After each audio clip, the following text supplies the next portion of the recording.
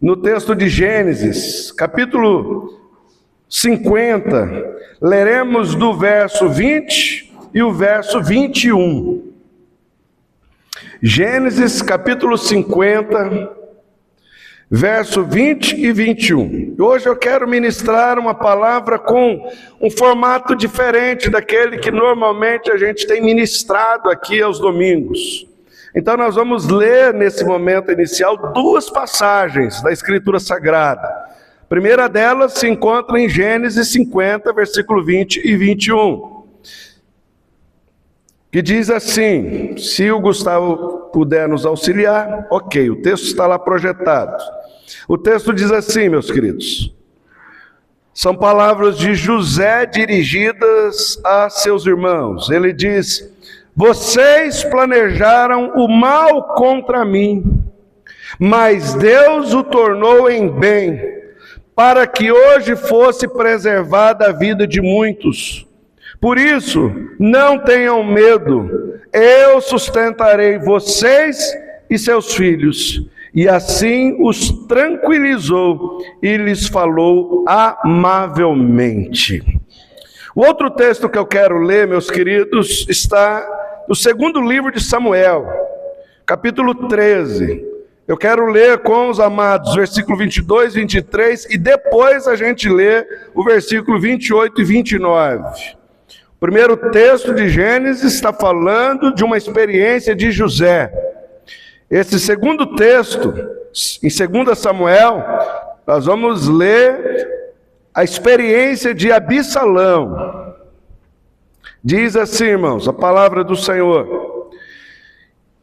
Versículo 22. E Absalão não falou nada com Amnon, nem bem, nem mal, embora o odiasse por ter violentado sua irmã Tamar.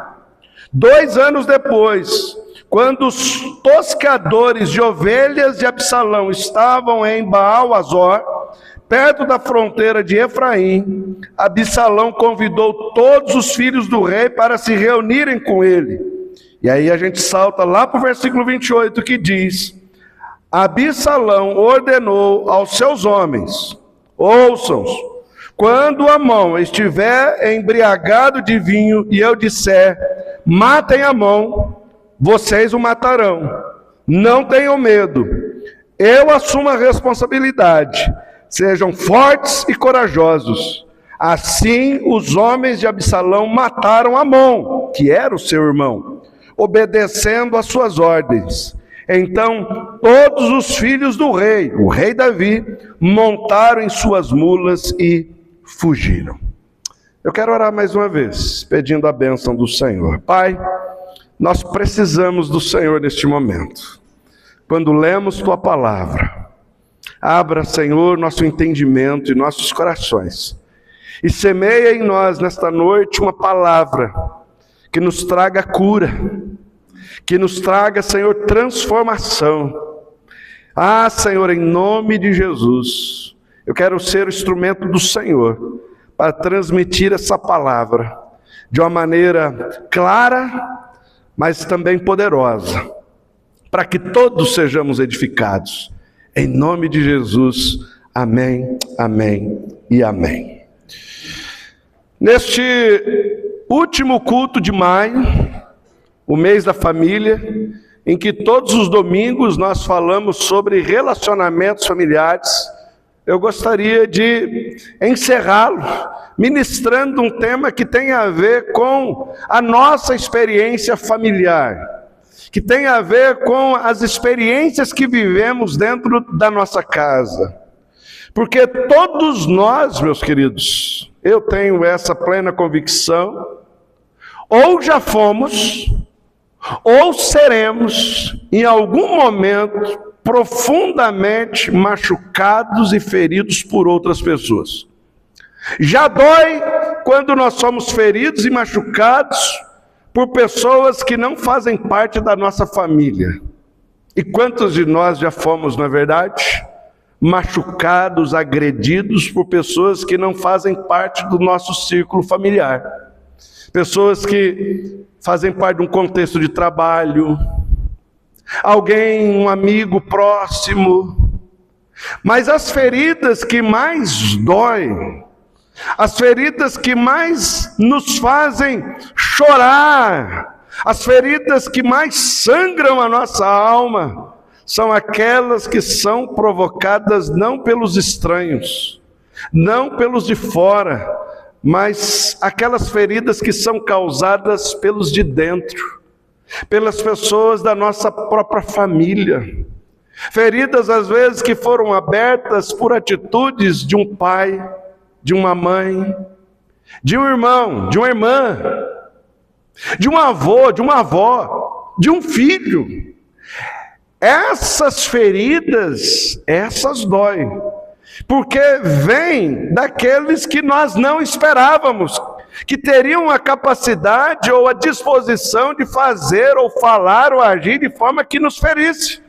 Porque o ambiente familiar, irmãos, ele é, no nosso ideal, no nosso imaginário, é um ambiente onde tem que fluir o amor, o respeito, a consideração, e de fato flui, irmãos. Como nossas famílias são abençoadas. O Senhor está abençoando nossa casa.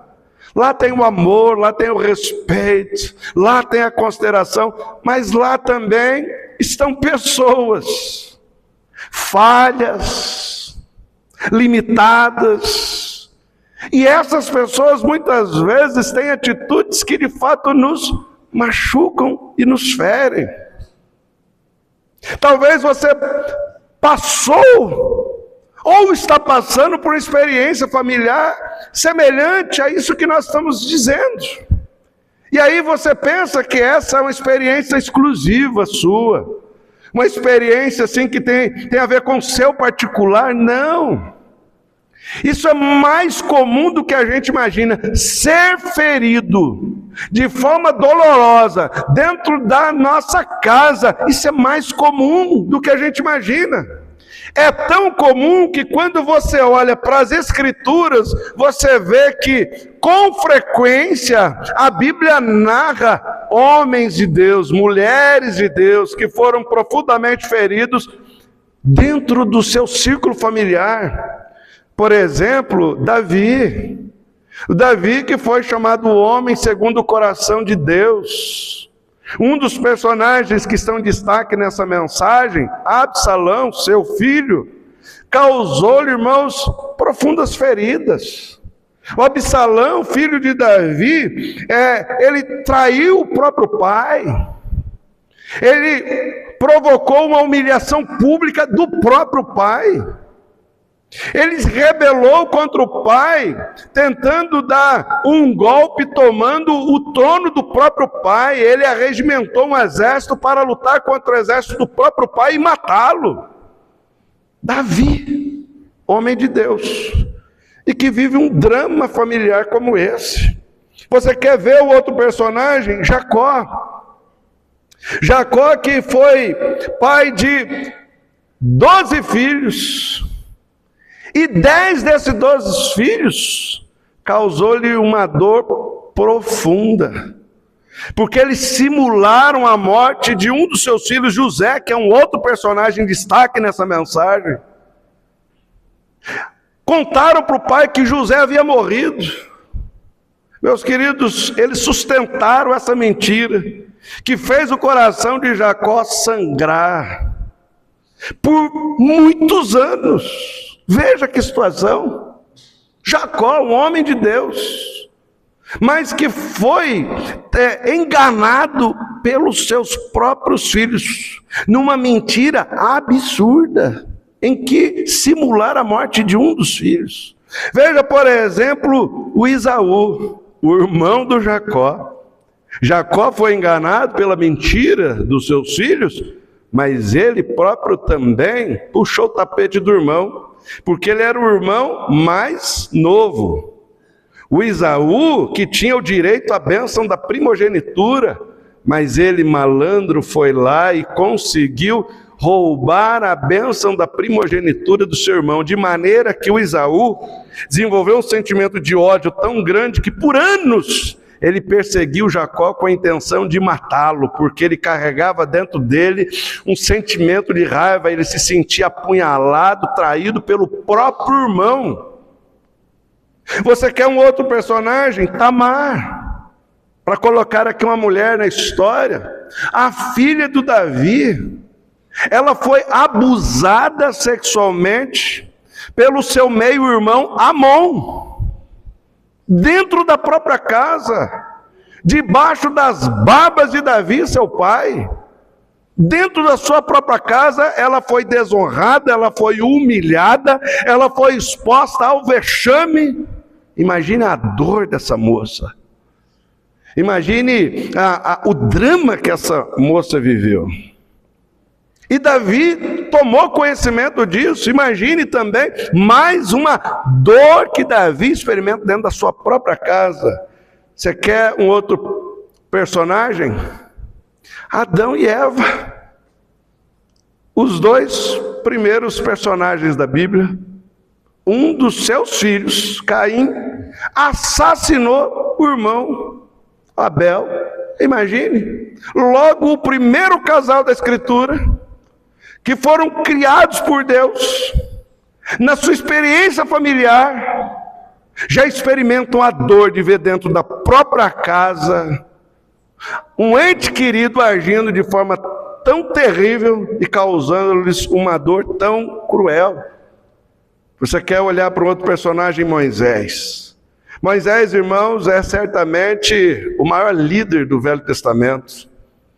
Moisés reunia o papel de... ele era o profeta, ele era o sacerdote, ele era o governador, o rei, enfim. Então, o Moisés, irmãos, ele reuniu em si um conjunto de responsabilidades tremendas, e Deus o levantou para liderar o povo de Israel, tirando o povo de Israel do Egito, levando para a terra prometida. E mesmo Deus tendo feito por meio de Moisés ações extraordinárias, como abrir o Mar Vermelho, água que saiu da rocha, chuva de codornizes, o maná caindo do céu, Deus fez tanta coisa extraordinária por meio da vida de Moisés. Então a sua liderança espiritual era algo inquestionável. Mas num dado momento, quando Moisés sobe ao monte para falar com Deus, seus dois irmãos, Arão e Miriam, começam a disseminar entre os israelitas o seguinte questionamento: será que Moisés de fato é um homem que Deus levantou? Será que ele está comandando esse povo da maneira correta? De maneira, irmãos, que se instala entre um povo uma insatisfação com Moisés. Há um questionamento sobre a sua autoridade espiritual. E sabe quem começou isso? Os dois irmãos de Moisés. Imagine você. Não é um estranho. Não é um sujeito de fora. Seus dois irmãos começa um levante para te puxar o tapete. Moisés viveu essa experiência. E para citar e concluir aqui essa lista, que a gente poderia ampliá-la, Jesus, irmãos, ao longo do seu ministério, ele teve o descrédito de muita gente, mas sabe, talvez quem mais possa ter provocado um sentimento nele, que possa ter doído, é a incredulidade dos seus próprios irmãos. Diz o Evangelho de João, capítulo 7, versículo 5, que nem os irmãos de Jesus criam nele. Jesus era o Messias enviado de Deus, pregando o Evangelho. Os irmãos de Jesus, os que moraram com ele na própria casa, duvidavam dele. Não criam no seu ministério, não acreditavam na sua autoridade espiritual. Então vocês percebem como que a Bíblia oferece para nós vários exemplos, várias histórias que nos ajudam a entender que aquelas dores causadas pelas feridas que são provocadas dentro da nossa casa, elas não têm a ver com a experiência que é nossa em particular, não é algo exclusivo nosso. Isso é mais comum do que a gente pensa.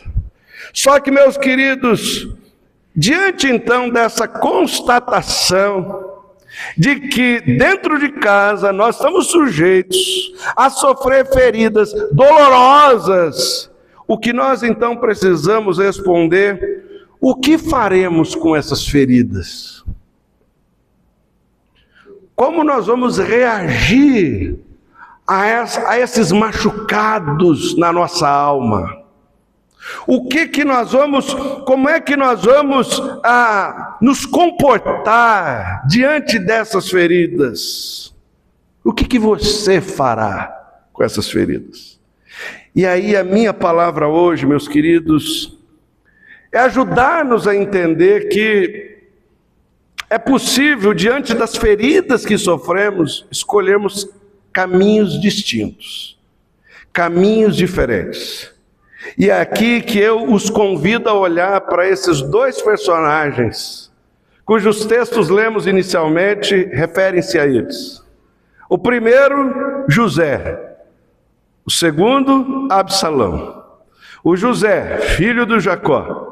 O Absalão, filho de Davi. Dois personagens que estão divididos por um período de aproximadamente 8 séculos. 700 ou 900 anos aproximadamente separam esses dois personagens. Então, embora eles vivam em períodos distintos, em contextos distintos, eles têm algo muito em comum. Ambos foram profundamente machucados pelos seus. Ambos sofreram injustiças provocadas pelos seus próprios entes queridos. E ambos tinham motivos suficientes para viver a vida de forma ressentidos e odiosos. No entanto, meus queridos, eles fizeram escolhas diferentes. O José, ele termina a vida, ele morre como um herói, honrado por todos, inclusive os seus familiares. Absalão, ele termina a vida morrendo como rebelde e detestado por muita gente. Então, por isso que o tema da palavra hoje é bastante provocativo. Viver como José ou morrer como Absalão? Qual será a sua escolha? Viver como José ou morrer como Absalão? Vamos olhar primeiramente para José. José, meus queridos, vocês que conhecem a Escritura Sagrada já sabem bem a história dele. Mas para você que não está muito familiarizado com a Escritura, é necessário te contar de forma resumida os dramas familiares pelas quais José passou, situações que feriram o coração de José profundamente. O José, ele é o 11º filho de um conjunto de 12 irmãos. Seus 10 irmãos mais velhos são os filhos de Jacó com a sua madrasta, Lia. Ele e Benjamim, o seu irmão mais novo, são filhos de Raquel, a mulher a quem Jacó realmente amava e tinha por ela um terno carinho. E a Bíblia então diz para nós que, de maneira especial em Gênesis 37, versículos 3 e 4, que o Jacó, chamado Israel também, gostava mais de José do que de qualquer outro filho, porque ele havia nascido em sua velhice. Por isso mandou fazer para ele uma túnica longa. A gente vai amadurecendo e a gente começa então a entender certos textos da Escritura. Eu, em particular, quando eu li esse texto, o que eu considerei foi o fato de que o Jacó amava muito José, porque diz o texto que foi o filho que nasceu a ele na velhice. Quantas histórias você ouve falar de avós, né? Que tiveram os filhos, mas os filhos cresceram num período em que os pais estavam naquela correria do trabalho e de cuidando de outros irmãos, e eles não tinham tempo para brincar com os filhos, eles não tinham tempo às vezes para ter um tempo de lazer com os filhos, e de repente vêm os netos. E eles amam profundamente esses netos. E eles falam, o amor pelo neto é diferente. Mas porque quando vem o neto, sabe o que acontece? Você já está com a vida mais sossegada. A sua vida está mais tranquila. Você brinca com o neto, você sai com o neto, você pode mimar o neto. O José, ele vem numa fase da vida do Jacó, em que o Jacó já está mais despreocupado, a vida está mais equilibrada. O Jacó tem tempo para ficar em casa, para brincar com esse menino. Então diz que ele se apega a José de uma forma especial. Ele tem um amor por José, e esse amor ele vai se concretizar, ele vai ser exemplificado por um presente. Presente é uma materialização do nosso amor. E os irmãos mais velhos de José, observando isso, nutrem um sentimento de inveja. Diz então agora o Gênesis, o texto que a gente estava lendo, agora o versículo 4, 37:4, diz: quando seus irmãos viram que o seu pai gostava mais dele do que de qualquer outro filho, odiaram-no e não conseguiam falar com ele amigavelmente. Então imagine, o José ele não tem culpa desse afeto do pai. Ele é um privilegiado. Mas isso provoca um problema muito sério na vida dele. Seus irmãos mais velhos passam a detestá-lo, eles têm um ódio de José, e diz aqui que eles não conseguem falar com ele amigavelmente. Então José cresce dentro de uma casa em que desde cedo ele é tratado de forma hostil, antipática pelos seus irmãos. Não é dito como a madrasta trata o José, mas talvez essa madrasta, ela está seguindo a linha dos filhos, que tem pelo José um sentimento extremamente negativo. E esse menino está crescendo e ele está dentro de uma casa em que ele não consegue ver nos irmãos nenhum tipo de afeto. Mas esse desafeto, ele vai ganhar contornos ainda mais dramáticos. Porque aquele sentimento de ódio que os irmãos têm por ele, aquilo vai crescendo, de maneira que chega um momento que eles tramam matar o José. Tramaram matar o José. Por intervenção de um dos irmãos, o Rúben, eles então lançam José dentro de uma cova, planejando então o que fariam. E eles então, quando avistam uma comitiva, comerciantes do deserto, os ismaelitas vindo, eles decidem então, vamos dar um fim em José, mas não vamos matá-lo não, vamos vendê-lo como escravo. Aí a gente já ganha um dinheirinho. Venderam o José, irmãos, como escravo para os comerciantes ismaelitas. Imagine o trauma que o José está vivendo. Ele é arrancado da sua casa, ele é tirado da companhia do seu pai, ele é arrancado da companhia do seu irmão mais novo, Benjamim. Ele vivia numa casa onde ele desfrutava do conforto material, financeiro. Ele é tirado então desse lugar, desse ambiente. Agora o José se encontra, um rapaz, irmãos, aproximadamente, José deve ter uns 13, 14 anos de idade. É um menino, dentro de uma carruagem, onde outros escravos colhidos de outros lugares estão ali com ele. E ele é levado para o Egito, um lugar que ele nunca tinha pisado, uma terra estrangeira. E lá, ele que era menino do pai, filhinho do papai, agora ele é vendido como escravo. E ele vai trabalhar na casa de um homem chamado Potifar. Lá Deus começa a abençoar José. Mas o José, irmãos, é assediado pela mulher do Potifar. Essa mulher inventa uma mentira acerca de José, invertendo a situação, dizendo que era José que estava se insinuando a ela. Então José é preso por um crime que não cometeu, preso por um erro que ele não fez. E aqui, irmãos, vem outra experiência da vida que machuca o nosso coração. É quando você paga por uma coisa que você não fez, você é acusado de uma coisa que você não cometeu. Mas no fundo, eu imagino que José não está aqui pensando que a culpa é da mulher do Potifar, e tampouco do Potifar. No fundo, a culpa é de quem? dos irmãos José. Ele se encontra nessa prisão, condenado a sabe lá quanto tempo, por causa de uma conspiração dos seus irmãos. Sabe quanto tempo José fica na prisão, irmãos? E estima-se que ele tenha ficado talvez 7, 8 anos. 7, 8 anos preso por uma coisa que você não fez.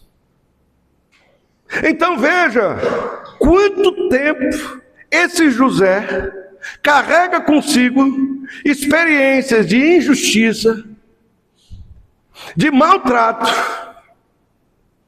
tudo isso causado por aqueles que deveriam amá-lo, os seus próprios irmãos, gente de sangue. Aí, meus queridos, Deus vai fazer um reviravolta por providência divina.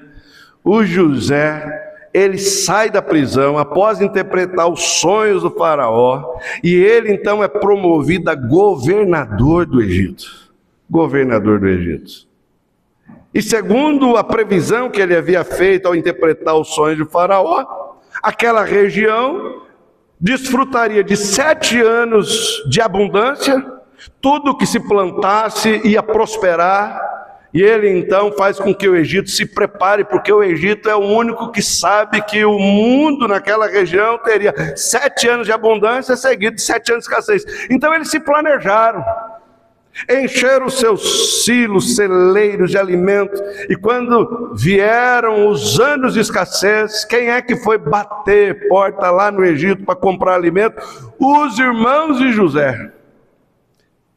E por providência divina, o José avista seus irmãos, os reconhece, e diz então, irmãos, as escrituras sagradas, que quando José, ao abordar os seus irmãos e se revelar a eles, porque os irmãos de José sequer conseguiram reconhecê-lo, pudera, já são quase 20 anos depois, José está numa outra cultura, usando provavelmente um tipo de vestimenta diferente.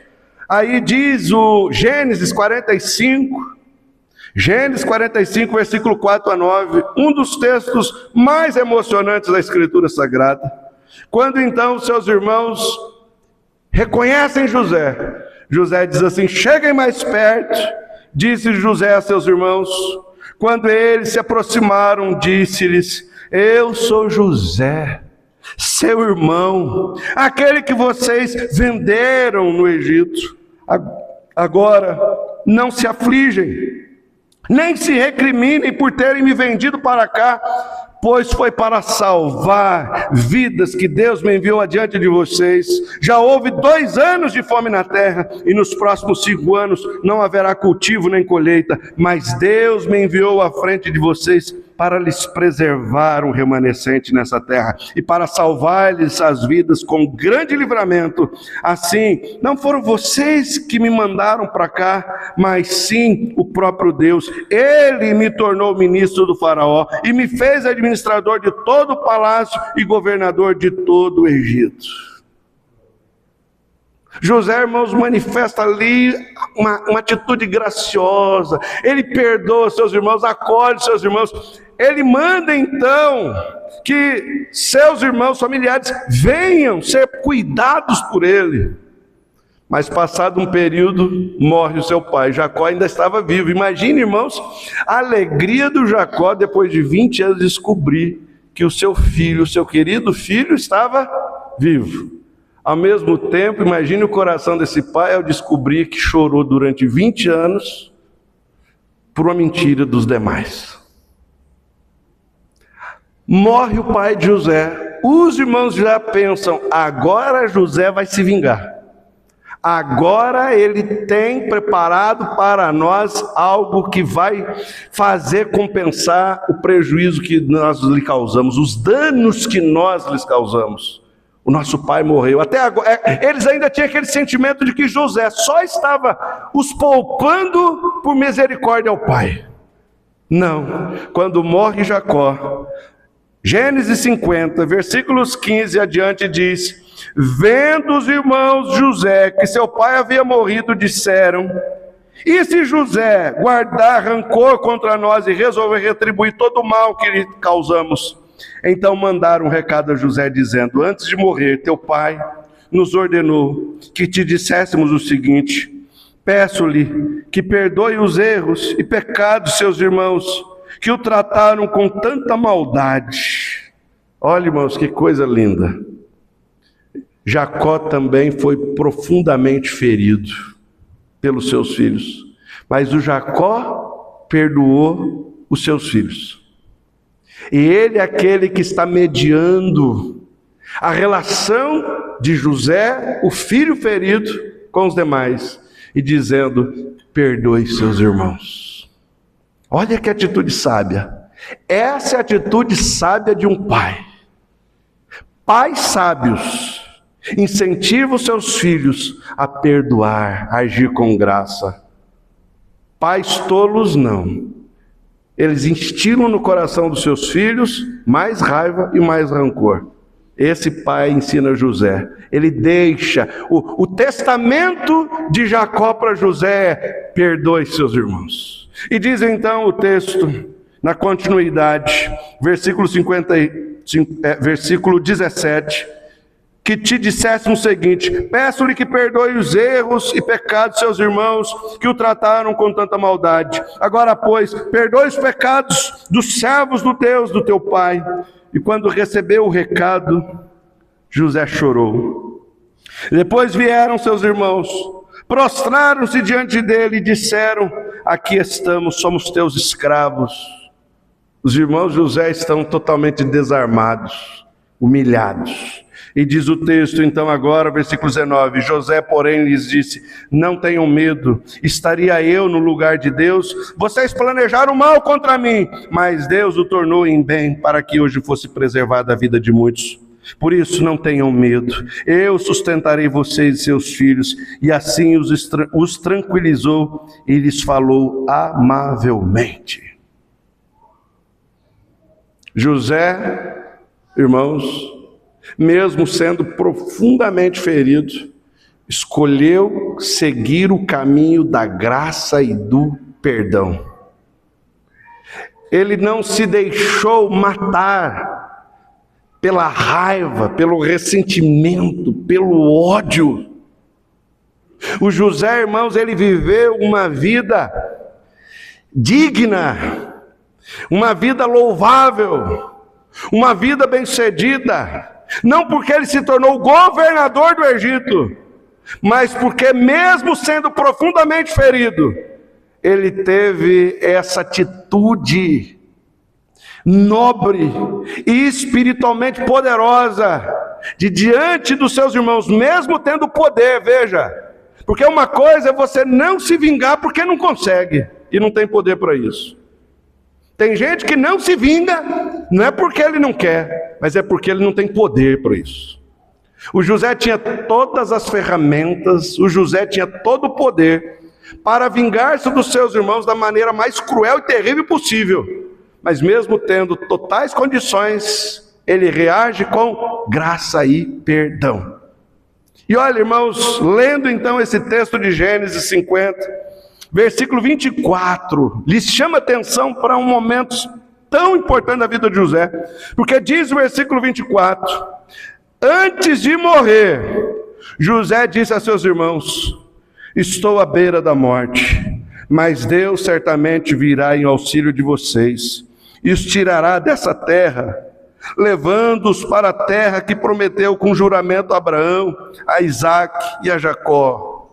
Me emociona, irmãos, porque na morte de José não se lembra das feridas que os seus irmãos lhe causou. Até na morte, José está abençoando a vida dos seus irmãos. Na morte, José está abençoando a vida daqueles que provocaram nele, irmãos, tanta dor, tanto prejuízo. Na morte, José está agindo, irmãos, de uma forma espiritualmente poderosa. Por isso ele morre como herói. Por isso ele é lembrado. Porque ele não viveu as feridas circunstâncias que provocaram nele não definiram o seu caráter, não definiram a sua identidade, não perverteram o seu caminho. E é isso que José quer nos ensinar. Nossas feridas causadas pelos nossos não podem definir nosso caráter, não podem definir nossa identidade, quem somos.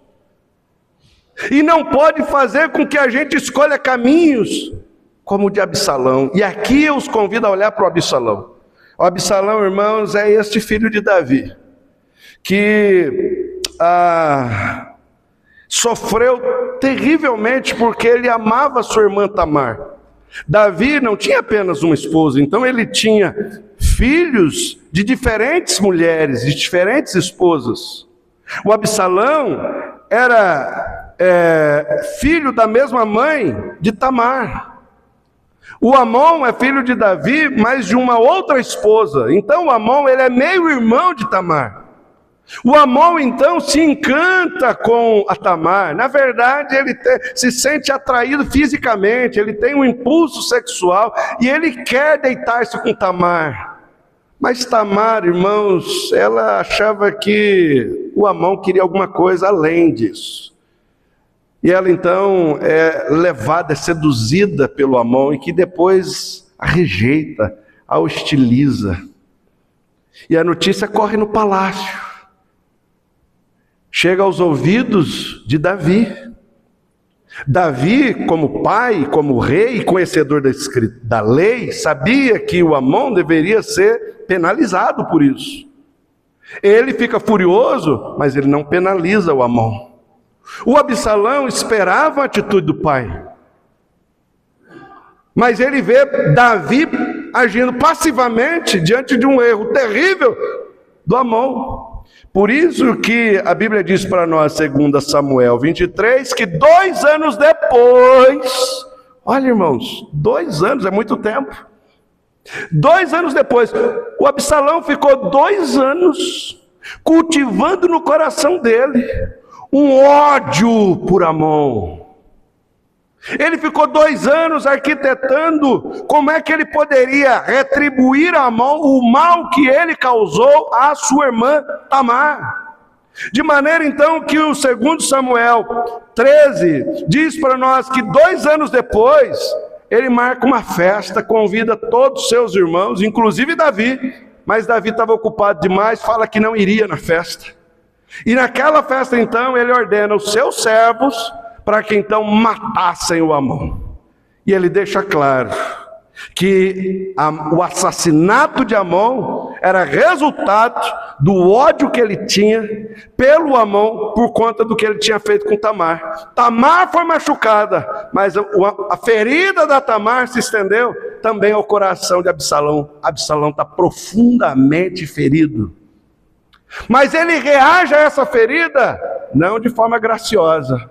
Ele reage a essa ferida com vingança, com ódio, de maneira que ele assassina o seu irmão. E depois que ele assassina o seu irmão, sabe o que ele faz? Ele foge. Porque o Davi fica furioso com a atitude de Absalão, temendo ele que o seu pai pudesse então ter uma atitude mais forte, mais veemente, ele foge para uma terra. Ele vai então morar na terra de Jesur. E lá, irmãos, ele fica 3 anos. Em 3 anos ele se casa. Em 3 anos ele tem 2 filhas.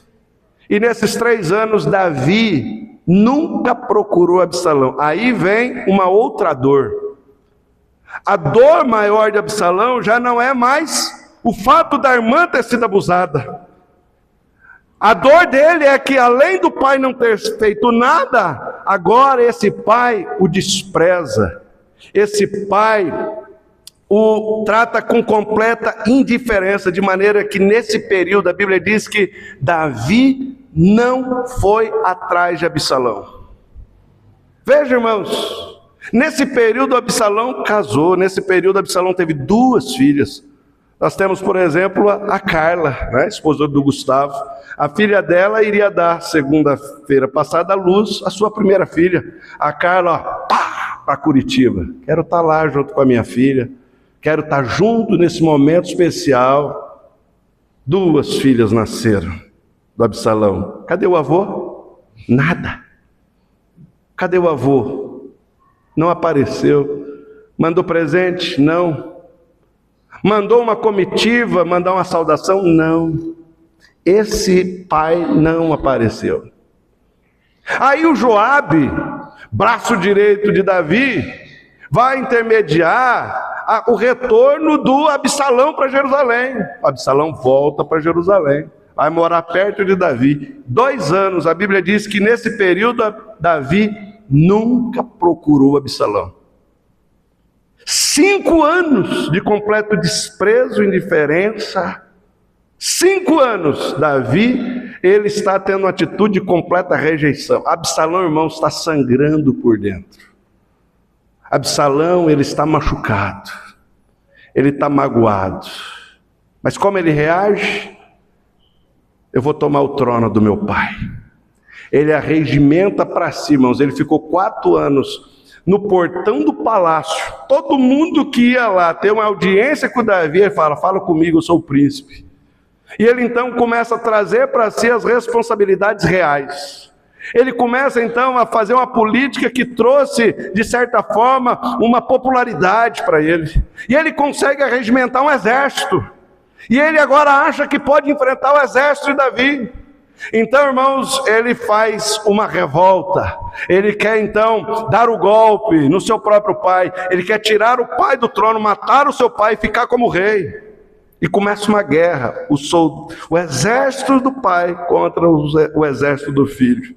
E Davi, irmãos, não vai para a guerra, mas ele deixa um recado para os seus superiores, dizendo: olha, poupem a vida do meu filho Absalão. Davi não queria a morte dele.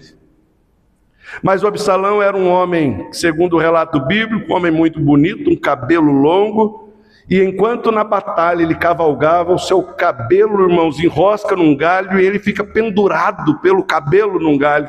E quando um dos soldados avista aquela cena, mesmo sabendo que Davi havia dado a ordem para que não matasse Absalão, os soldados já viram, irmãos, já estavam, me permitam a expressão, já estavam de saco cheio. Já estavam sem paciência. Nós vamos acabar com a farra desse rapaz. Há 4 anos ele está aprontando com o nosso líder Davi. De maneira que aquele soldado não perde a oportunidade e mata com uma espada o Absalão. E chega a notícia a Davi: seu filho morreu. E a Bíblia então diz que Davi chorou copiosamente. Subiu para um lugar elevado do palácio. E todos escutavam ele chorando e dizendo: Absalão, meu filho, Absalão, meu filho, Absalão, meu filho, quem dera eu tivesse morrido no seu lugar. Mas veja, sabe o que matou Absalão, meus queridos? Não foi a espada de um soldado. O que matou Absalão foi sua raiva, foi sua mágoa, foi seu ressentimento. O que matou Absalão foi seu ódio. E aqui, meus queridos, a gente pode então traçar uma diferença entre José e Absalão. A diferença não foi a intensidade da dor que esses rapazes sentiram. A diferença, irmãos, é que a resposta de José à dor foi que ele entrega a sua ferida a Deus. Mas o Absalão, ele escondeu a sua ferida dentro de si mesmo. José entrega a sua ferida a Deus. Absalão guardou a ferida para si e disse: eu vou resolver esse negócio. A diferença é que o José, ele passou anos da sua vida decidido a perdoar. O Absalão, ele passou os anos da sua vida decidido a se vingar. O José, ele não usou suas feridas para justificar qualquer pecado. O Absalão não. Ele justificou nas suas feridas toda a sua revolta e a sua rebeldia. O José, irmãos, interessante é que ele não vinha de uma linhagem real. Mesmo assim, ele termina a sua vida como um monarca. Ele não é o rei, mas é braço direito do imperador Faraó. ele é o governador do Egito. Olha que interessante. Ele não nasce numa família que daria a ele um trono, mas ele termina sentado num trono. O Absalão nasceu numa família, ele é de uma linhagem real, ele poderia suceder o trono de Davi, mas morre como um rebelde. Sabe por quê? Porque escolheu o caminho do remorso, do ódio, da raiva, do ressentimento, e José escolheu o caminho do perdão, da graça.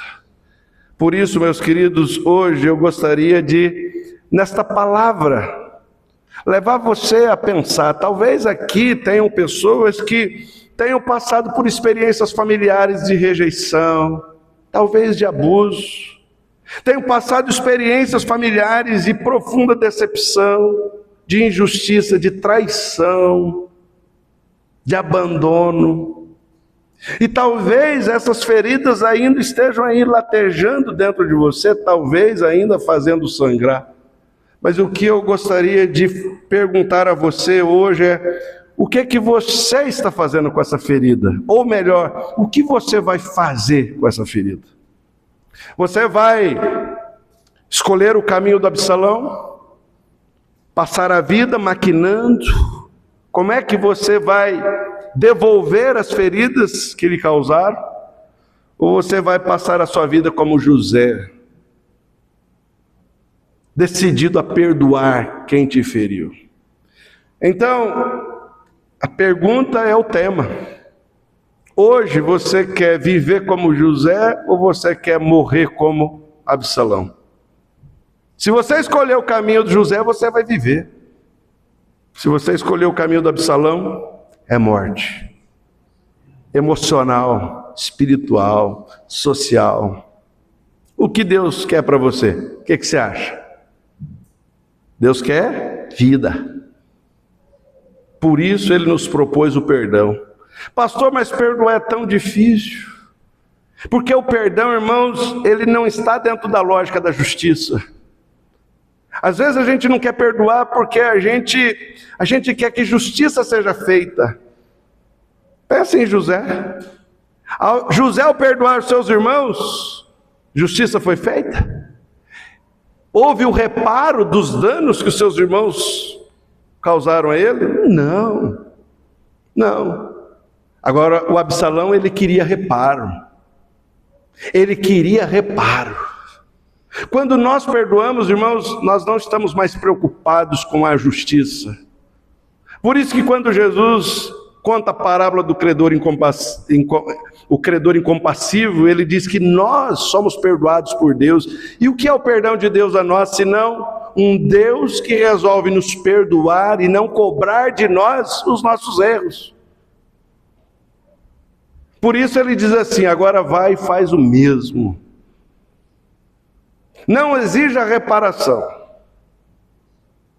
Não exija justiça. Disponha-se apenas a perdoar. Viva como José. Não morra como Absalão. Amém? Eu quero orar com você. Quem gostaria de orar comigo nesse momento? Tomando a decisão.